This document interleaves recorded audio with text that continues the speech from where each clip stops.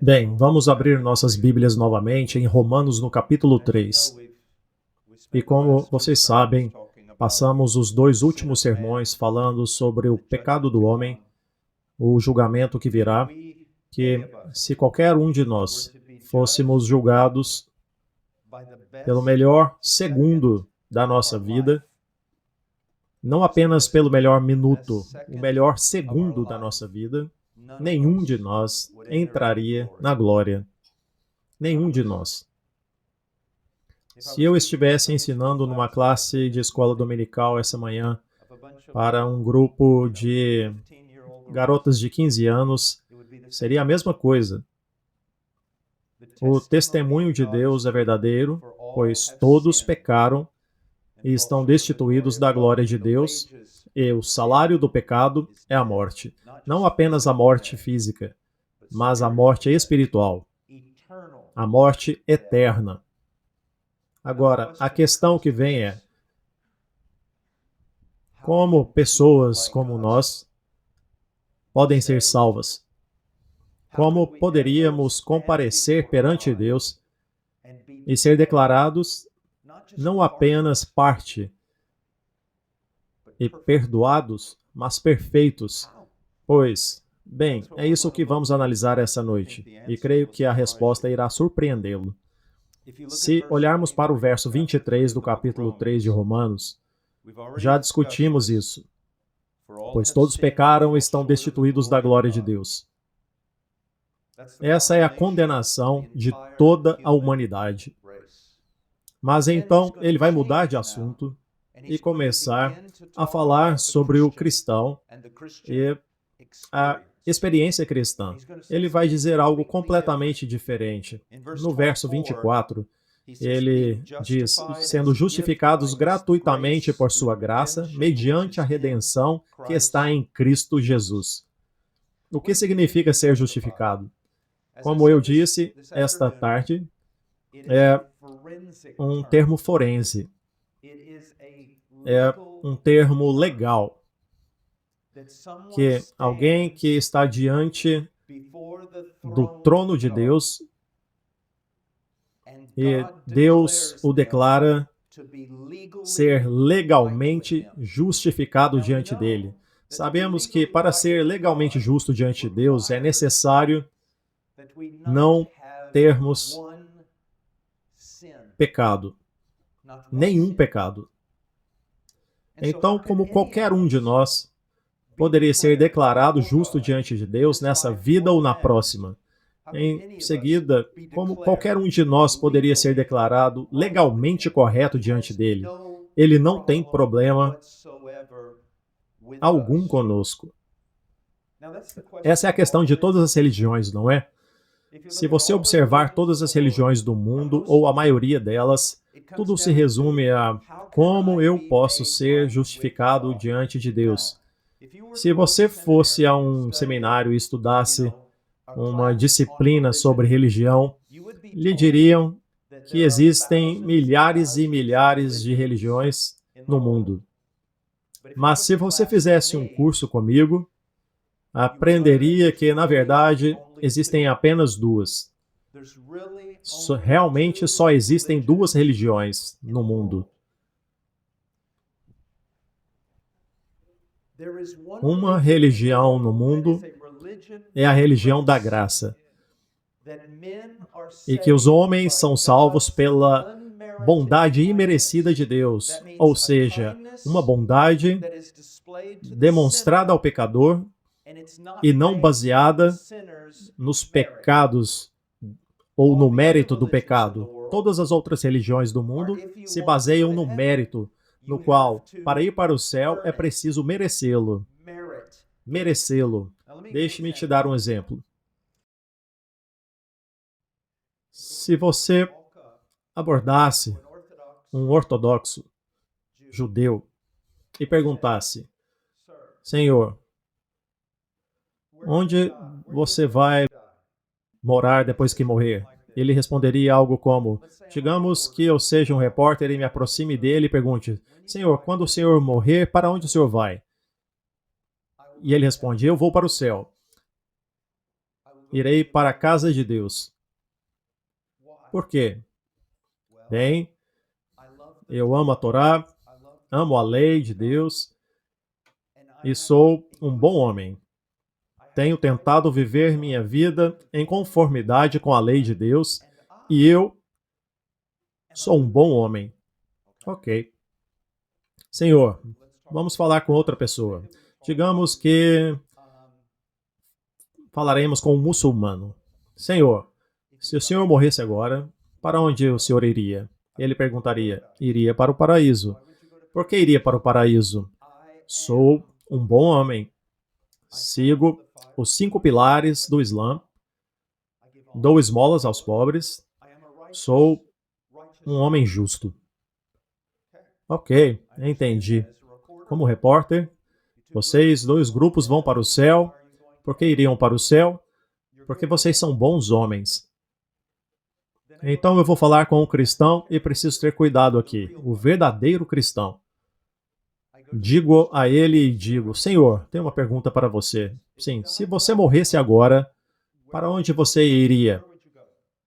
Ele responde: se eu morresse agora, eu iria para o céu. Ok. Por quê? Ele abaixa a sua cabeça e diz: eu nasci em pecado. E em pecado minha mãe me concebeu. Eu me desviei desde o útero. E eu quebrei todas as leis que Deus fez. E eu sou repórter, então eu interrompo e digo: espere. Eu não entendo. Eu entendo esses outros caras. Eles vão para o céu porque são pessoas realmente boas e eles mereceram. Você está me dizendo que vai para o céu e, ao mesmo tempo, você está me dizendo que você não tem nenhuma virtude ou mérito pessoal. Como você vai para o céu? Eu não entendo. E ele levanta o olhar e continua: eu vou para o céu pela virtude e pelo mérito de outro, Jesus Cristo, meu Senhor. Porque Deus amou tanto o mundo, pessoas como eu, porque Deus amou tanto o mundo que deu o seu Filho por mim. Eu não tenho glória, não tenho honra, não tenho nada em que posso me orgulhar, além de Jesus Cristo, meu Senhor. É por isso que o cristão é a única pessoa que pode dizer que vai para o céu sem se gabar. Ou pelo menos não se gabar de si mesmo. A sua única glória é Jesus. Lembre-se sempre disto. Não exalte os homens, não exalte pregadores. Não existem grandes homens de Deus, nunca existiu e nunca existirá. Existem apenas pequenos homens pecadores de um grande e misericordioso Deus. Há um herói em toda essa história e é Jesus Cristo, o Senhor.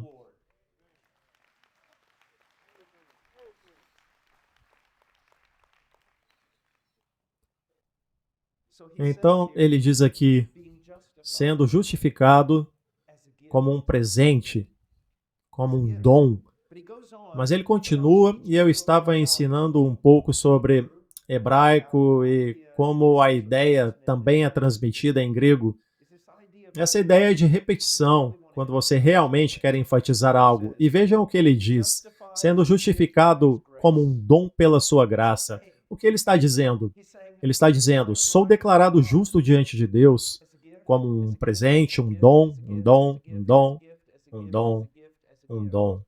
É isso que ele está dizendo. Tudo é um dom. Agora, é muito incomum aqui a palavra dom. Ele usa a palavra grega dorian. Dorian. E o que é esse significado sobre isso? É uma palavra usada em outro lugar, em João 15:2, onde é dito sobre o Messias, onde é dito sobre Jesus. Agora ouça bem.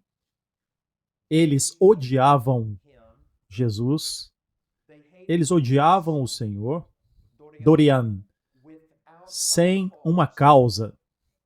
Eles odiavam Jesus sem motivo. E quando ele usa a mesma palavra, está dizendo que você foi justificado sem uma causa. Jesus nunca deu a ninguém um motivo para odiá-lo. E você e eu demos a Deus um motivo para nos salvar.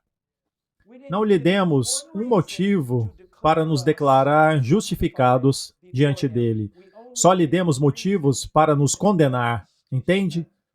E ainda que Paulo está dizendo, Paulo, o grande hebreu, o grande teólogo e missionário, Paulo, que daria a vida pelo evangelho, disse: Deus justificou não apenas você, mas a mim sem motivo algum.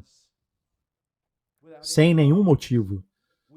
Nós só lhe demos motivos para nos condenar, mas ele fez algo para nos justificar. E ele diz que somos justificados pela sua graça. Como um dom, um presente.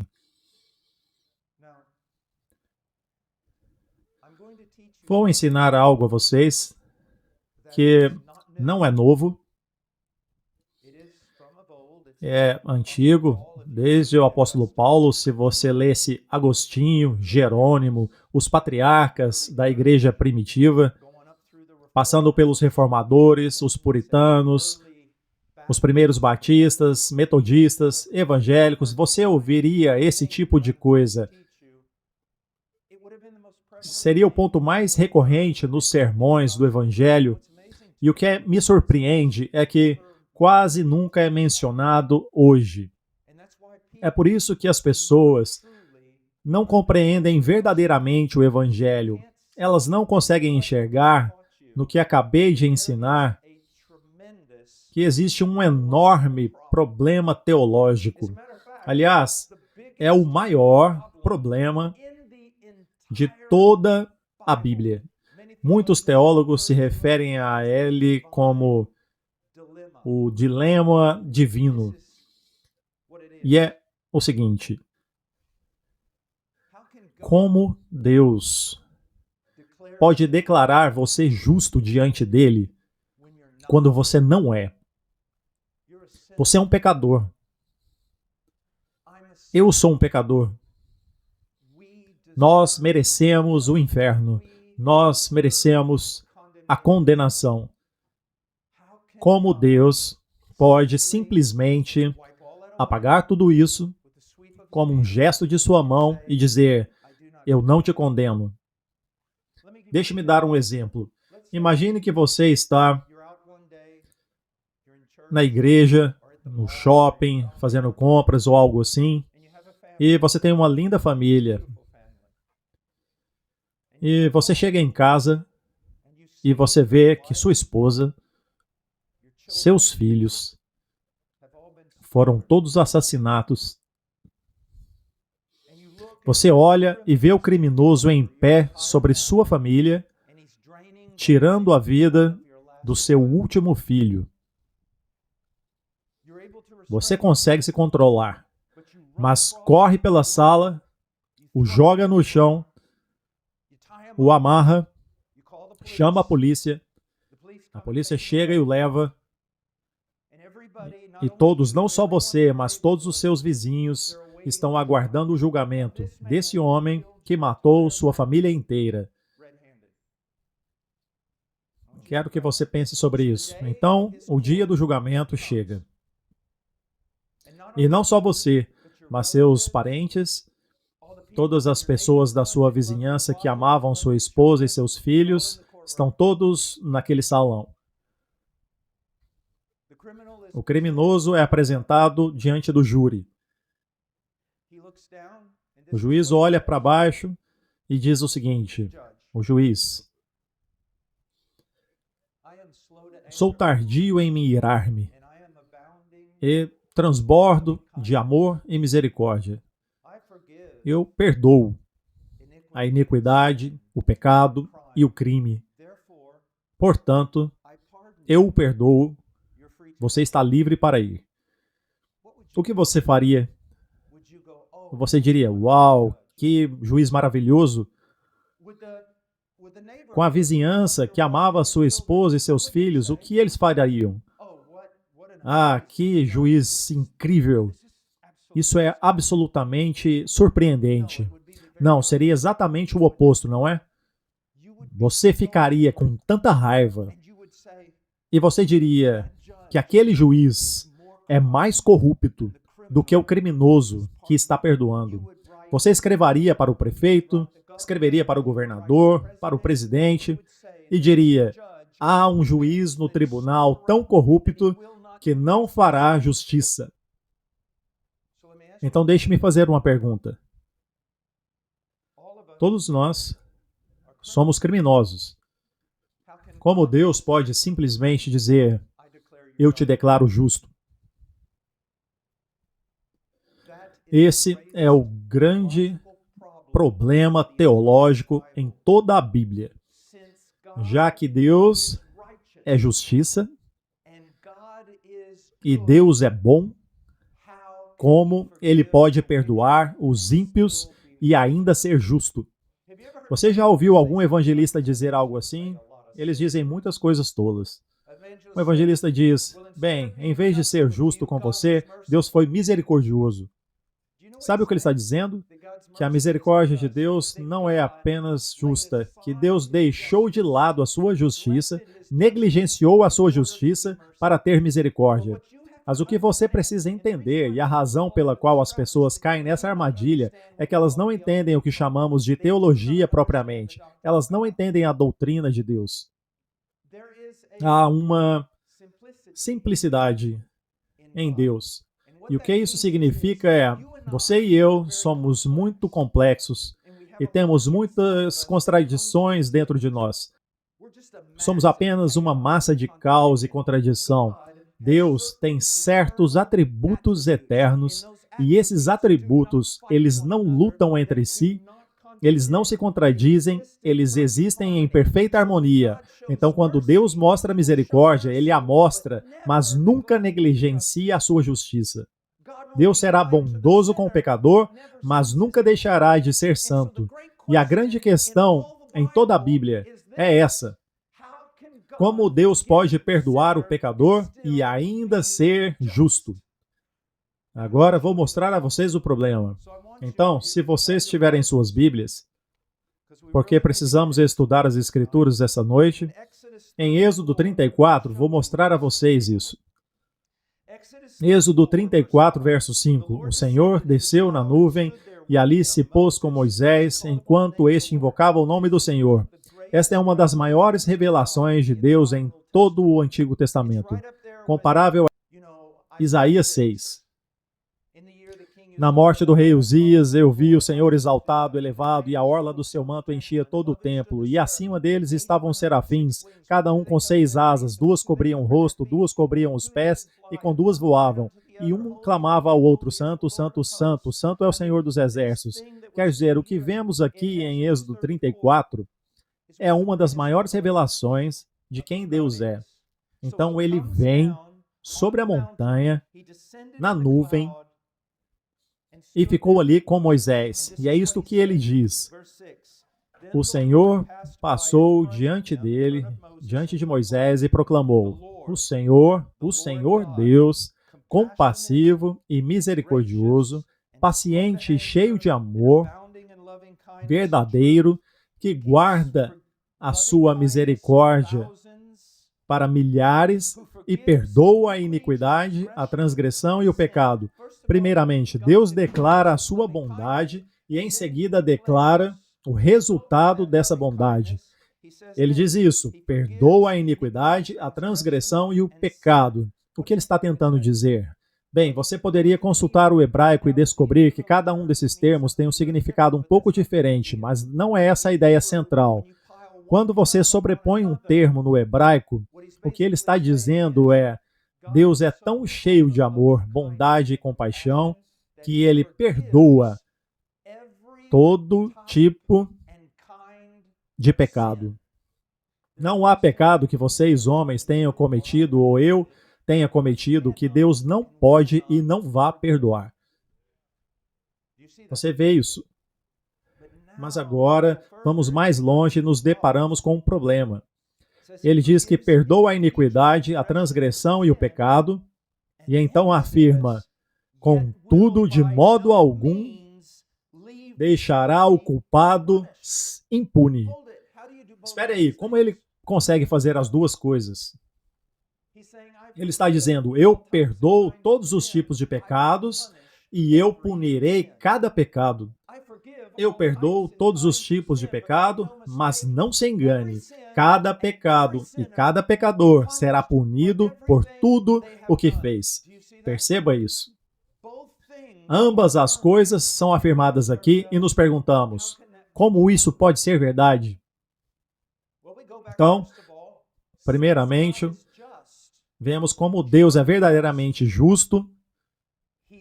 Ele punirá cada pecado que já foi cometido. Ora, se isso é verdade, como Deus vai perdoar a mim? Aqui é o que você precisa entender. Todo pecado, todo o seu pecado, todos os pecadores serão punidos com perfeita justiça. De duas formas. Como eu disse, e isso pode te incomodar, há homens aqui que, por seus pecados, serão punidos por toda a eternidade no inferno, e isso nunca terá fim. Mas há um outro grupo de homens que pecam e, em certo sentido, seus próprios pecados foram punidos e pagos na pessoa de Jesus Cristo. Não se engane sobre isso. Deus punirá todo pecado com perfeita justiça. Seu pecado pode ser punido sobre sua própria cabeça por toda a eternidade, e isso nunca terá fim, porque Deus é tão glorioso e tão digno que o seu pecado é tão hediondo e horrível que a punição por ele jamais terá fim. Você pecou contra a glória infinita de Deus e será punido por toda a eternidade. Ou seu pecado foi punido no Calvário por meio do seu substituto, mas de qualquer forma será punido. Agora, quero que possamos voltar por um momento a Provérbios. Provérbios 17, e quero te mostrar o mesmo ponto teológico. Provérbios 17, verso 15. Veja o que ele diz: aquele que justifica o ímpio e aquele que condena o justo, ambos são abomináveis ao Senhor. A palavra abominação aqui se refere que não existe nada pior. Não existe nada pior nas Escrituras do que quando vir abominação. Então veja aqui um problema, e vocês precisam prestar atenção nele. Aquele que justifica o ímpio é abominável ao Senhor, e ainda assim vocês cantam canções sobre isso, sobre chegou a hora de Deus justificar o ímpio, e você se alegra, e é verdade. Paulo apóstolo diz que Deus justifica o pecador, mas aqui diz que qualquer um que justifique o ímpio é uma abominação. Então, novamente, a pergunta é: como Deus pode me justificar, um pecador, e você, um pecador, sem se tornar uma abominação? É porque ele puniu o pecado, ele puniu o seu povo, e ele puniu os seus pecados em seu filho. Então vamos voltar àquele juiz e digamos que sejamos nós ali, um assassino, pego em flagrante, culpado. E o juiz diz: você está livre para ir. Essa ilustração não é perfeita, mas é o melhor que posso fazer. O juiz olha para você, diz: você está livre para ir. E então o juiz se levanta, tira a sua toga, desce e morre no seu lugar, sob a punição que você merecia. Eu era um jovem perverso, egocêntrico, egoísta, só me importava comigo mesmo, não me importava com religião, em ser moral, ou qualquer coisa do tipo. O que me pegou, o que levou a mim, é a mesma coisa até hoje. Ele morreu. E não apenas morreu, ele carregou a minha imundície, meu pecado naquela cruz. Ele se tornou uma maldição. Deus, ele abandonou o próprio filho porque Deus deveria me abandonar. Alguém tinha que sofrer o meu abandono para que eu nunca fosse abandonado. E ele derramou todo o seu santo ódio contra o mal, contra o meu mal, sobre o seu filho. E o seu filho sofreu onda após onda após onda da ira de Deus Todo-Poderoso, até que a justiça fosse perfeitamente satisfeita. E tudo se consumou. Ele pagou tudo. Ele pagou tudo. Eu temo o inferno, mas não foi o inferno que me levou a ele. Foi o que ele sofreu para que eu pudesse ser salvo. Como você se afasta disso? Como você pode se afastar disso?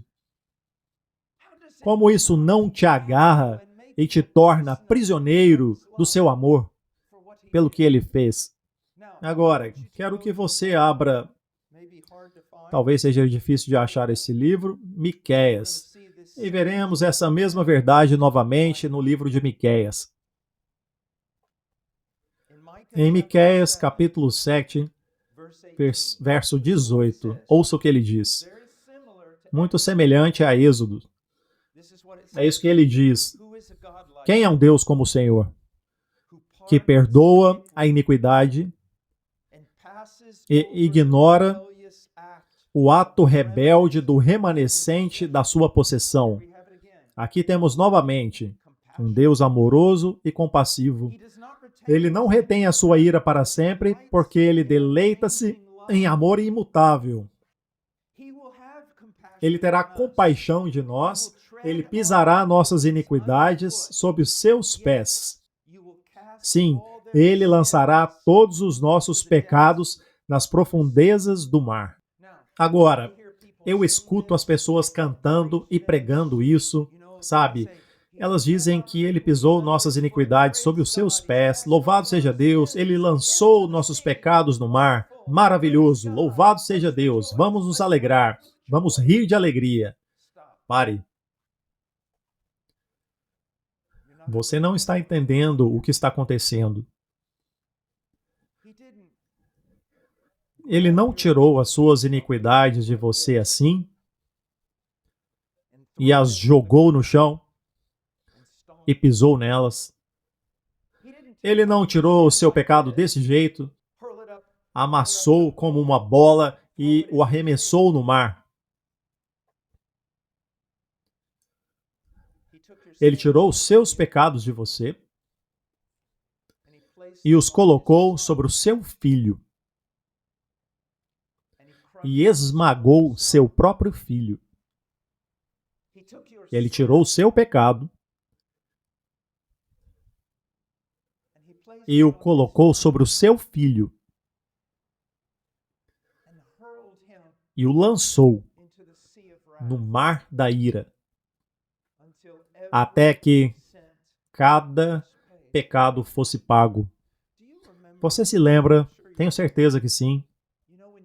Quando você ouve a história de Jesus dizendo, entra aí no barco, e ele vai dormir na proa, e tudo está indo bem, e então, de repente, surge uma tempestade, e eles dizem, Jesus, nos ajude, e Jesus aparece e acalma a tempestade. Você já ouviu isso 1 milhão de vezes. Mas alguém já explicou isso para você do ponto de vista cristológico, no contexto da redenção? Tudo o que geralmente ouvimos é que Jesus salvou o mundo, que ele tem poder sobre a natureza. Quero que você pense. Lembre-se do que ele disse. Um maior do que Jonas está aqui? Jonas era um profeta desobediente. Ele entra num barco, e onde ele está no barco? Dormindo, certo? E o que acontece? Surge uma tempestade. A ira de Deus. E o que Jonas diz? Marinheiros, a única maneira de se salvarem é me jogar ao mar. Você vê alguma similaridade? Sim, então, agora os discípulos estão no barco. Ouviram todos os rumores e pensam que Cristo, Jesus é o Messias, mas eles também ouviram todos os rumores dos fariseus e saduceus, esse homem é um falso profeta, e talvez eles tenham dito, esse é algo parecido com Jonas, um profeta desobediente. Ele não estava com os governantes de Israel, não estava com o Sinédrio, nem com os fariseus. Provavelmente eles ouviram isso. Então, ele agora está dormindo no barco. Não havia tempestade, nada. Eles eram todos marinheiros, conheciam o mar, águas calmas. E, de repente, uma tempestade surge do nada. Isso é milagroso e muito possível que os discípulos estavam pensando, bem, os saduceus estavam certos, os fariseus estavam certos. Quero dizer, assim como Jonas, ele está dormindo e agora sendo engolfado por uma tempestade sobrenatural. Jesus! E Jesus acorda e diz, paz, acalmem-se. Ele não era um profeta desobediente. Ele era o Messias. Mas depois, naquela cruz, ele se lançou no mar da ira de Deus. A ira que teria destruído cada um de vocês, teria me destruído, derrubado o mundo inteiro. Ele não precisou ser persuadido, não precisou ser julgado, ele mesmo sofreu a ira que vocês mereciam. Entendem? E amanhã vamos falar sobre o que isso realmente significa.